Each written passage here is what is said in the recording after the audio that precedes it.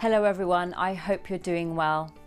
I'm Geeta Vara and I'm a London-based Ayurvedic practitioner and wellness coach, working with clients like you all over the world, helping you to be the healthiest, most vibrant versions of yourselves through my wellness consultations, coaching, virtual workshops, retreat, my book and more. In this short video today, I want to explore the Ayurvedic approach to food. You see, when we look at food with an Ayurvedic lens, we are not looking at the composition through carbs, fats and proteins necessarily, but we are more concerned about the balance of food through taste and its qualities. Following the Ayurvedic path is more than calorie counting. Our state of mind, state of Agni and the energetics of foods we consume all have a huge impact on our overall health. We have unfortunately lost the art of eating, and in many cases we have become overly restricted by following diets that we have come to label as healthy.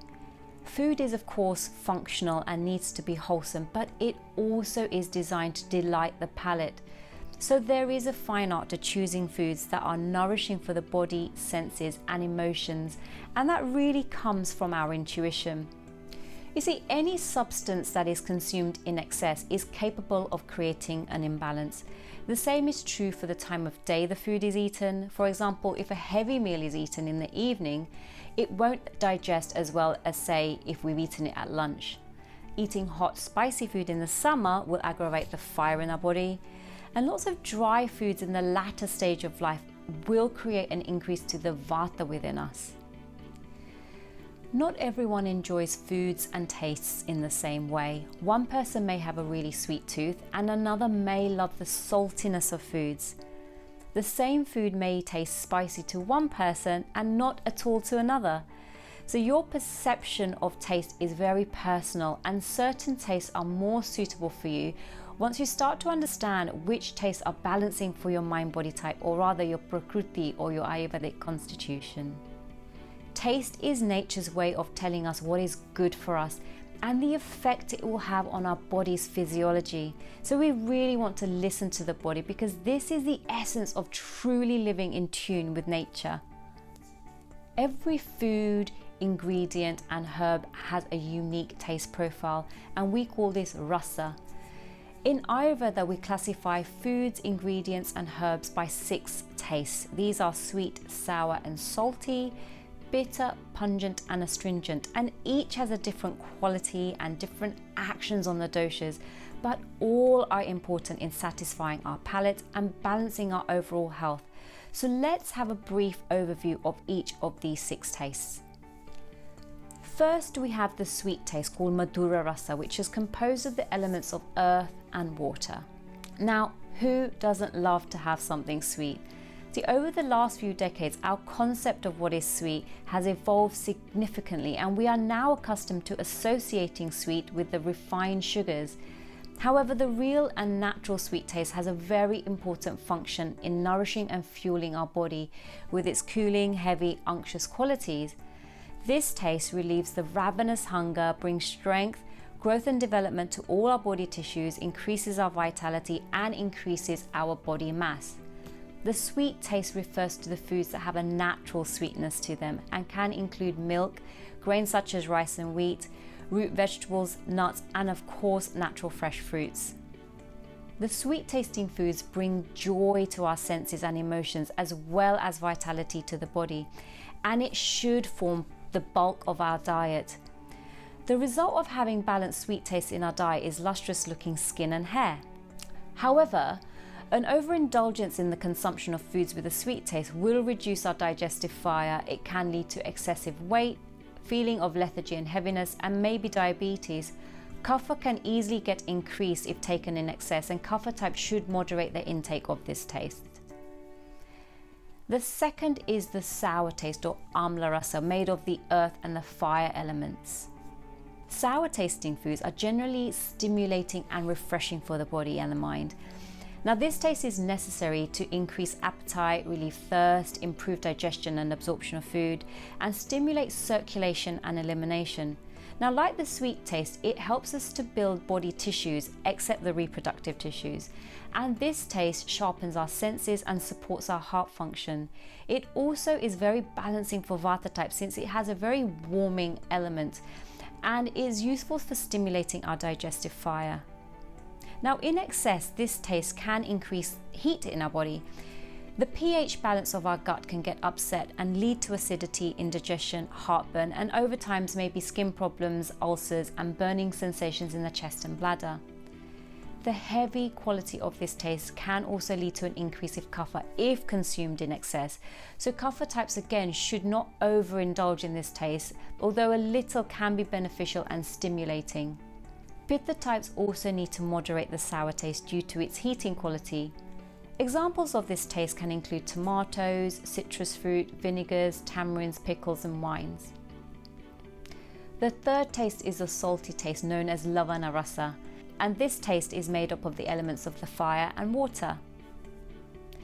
This is a flavour dear to my heart, as most people who know me will know.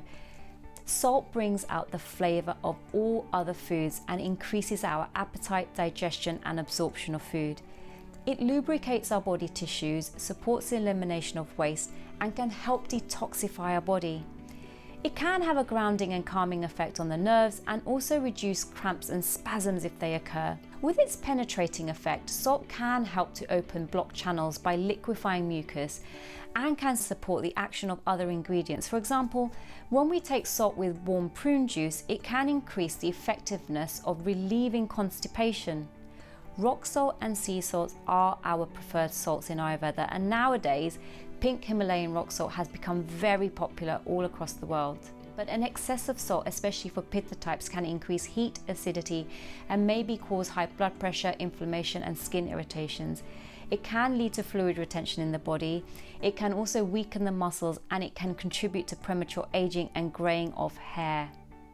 For the Kapha types, excessive salt intake due to its damp and heavy nature can lead to swelling and obesity. Now, salt is very obvious and easy to identify as a taste, and you will find this taste in sea plants such as seaweeds and celery also. The pungent taste is the fourth taste, and we know this as katu rasa, and it's composed of the air and fire elements. Foods that pack a bit of a punch get my thumbs up, and they can burn off ama, which are the toxins in our body, destroy bacteria, parasites, and strengthen Agni by improving our appetite, digestion, and absorption. With its penetrating properties, this taste can clear the body channels, improve circulation, reduce cholesterol, and detoxify by promoting the sweat within us and stimulating our mind. If your mind-body type is kapha dominant, then this taste can be very beneficial. But for the fiery types like Pitta, who are the ones who usually love the spices, an excess of this taste can be imbalancing. It can create heartburn, ulcers, diarrhea, dry skin, skin rashes, and deplete our reproductive tissues. Due to its drying effect, Vata types should also moderate their intake of this taste too, as a lot of spices such as clove, chili, star anise, black pepper, long pepper, onions, garlic, and ginger. These are examples of pungent taste, but in excess can be imbalancing for Vata. The fifth taste is the bitter taste, and known as tikta rasa, and this is composed of the elements of ether and air. The light, cool, drying properties of this taste are highly detoxifying and cleansing for the mind and body. Of course, this taste is not always pleasing to the palate, and that is why we always say it's a bitter pill to swallow. This taste has the ability to reduce cravings, therefore this is the taste of choice in weight loss and fat reduction. With its drying qualities, it can reduce mucus, excess water, and sweat, while keeping the skin nice and firm. Bitter tasting foods can balance digestion, clear ama, which are the digestive toxins, and support liver cleansing as well as the flow of bile. This taste is highly beneficial for Pitta and Kapha types, but in excess can be aggravating for Vata due to its dry nature, and it can also trigger constipation, anxiety, insomnia. This taste only needs to be taken in small to moderate quantities, as bitter foods are generally quite strong in taste and action and can help balance all the other tastes even if taken in the smaller amounts. Examples of bitter taste would include aloe vera, turmeric, dark green veggies such as kale, dandelion greens, bitter gourd, and even coffee. The last taste is the astringent taste, known as kashaya rasa, and is made of air and earth elements. This cooling light dry taste makes your mouth pucker and feel dry or chalky, so really it's more of a sensation than an actual taste.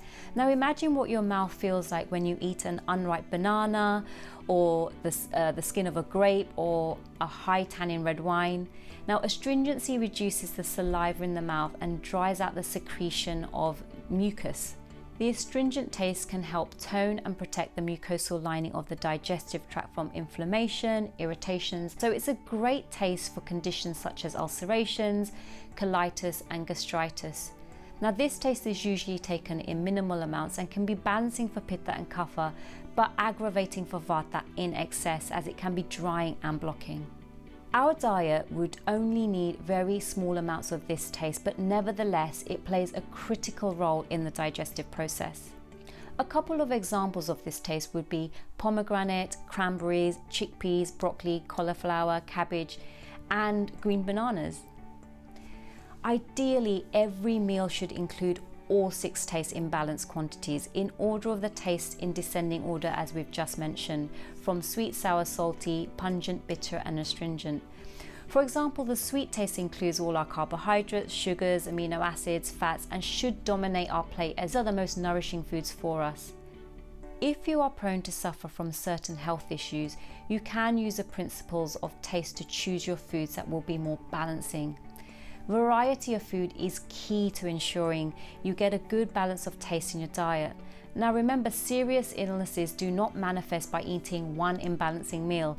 It's the cumulative effect of continually imbalanced meals that will lead to an imbalance in our doshas and eventually health issues.